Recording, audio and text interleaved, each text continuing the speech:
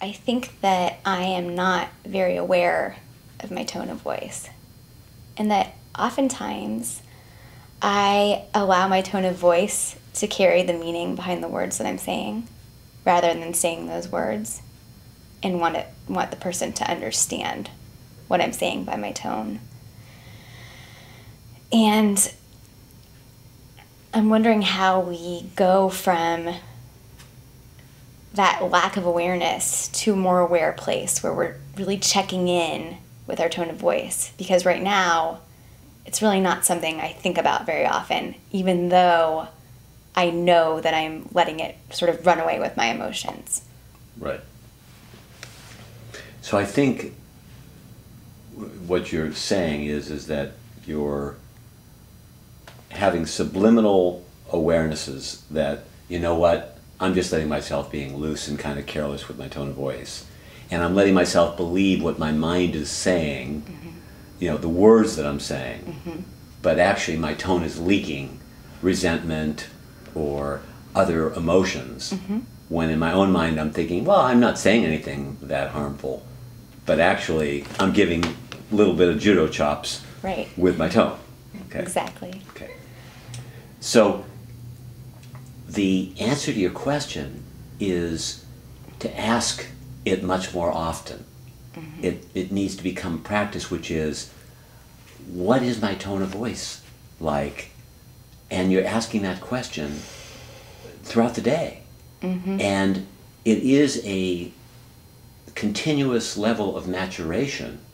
The more we are inquiring into what is my tone of voice, you're actually accessing what your motivations are in life moment to moment when you ask what your tone of voice is. Because when you give a judo chop, it really is a hurtful, judo chop. But when you're aware of it, it's compassion. When you have that fleeting awareness that says, oh, I can see that I'm sliding another one in. Then what's happening is the intention to observe yourself has the power to stop the tone of voice and to learn how to contain it.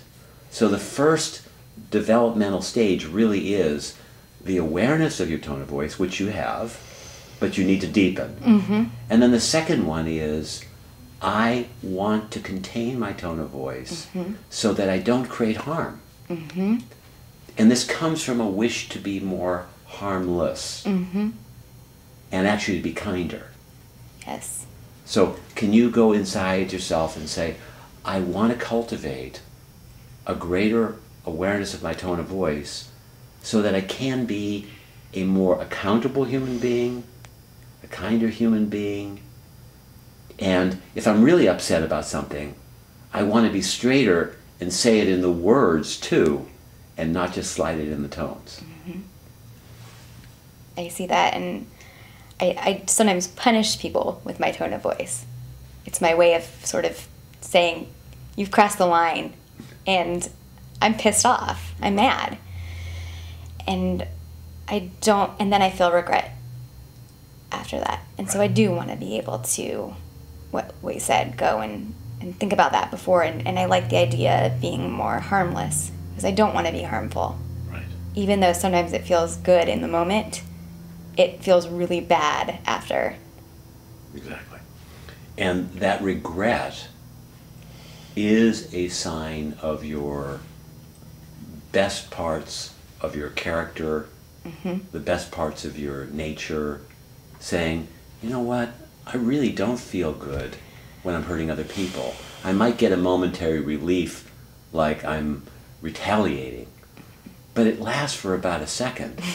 And then the regret lasts for a lot longer. And so what I suggest, to myself, to counselors, to friends, is you wake up in the morning and you remind yourself that I want to be aware of my tone of voice because I want to bring more love into my world. I want to bring more love into my own heart as well. It's also positively self-centered. And so you actually set an intention when you wake up in the morning or even during the day or at night. you say, I would like to be able to be accountable for my tone of voice and contain it when it's resentful, and keep developing that capacity, knowing that right now, if I was to ask you, what percentage of the time do you think you're accountable for your tone of voice? What percent? I'd say 80%. Okay. So I want to be accountable and grow that 80% to increase for the rest of my life. And anytime you're in that intention, what do you feel? Anytime you're aware enough to say, I'd like to be more accountable with my tone of voice, how does that feel to say it to yourself? It feels good. Yeah. It feels good not to do harm to others. Exactly.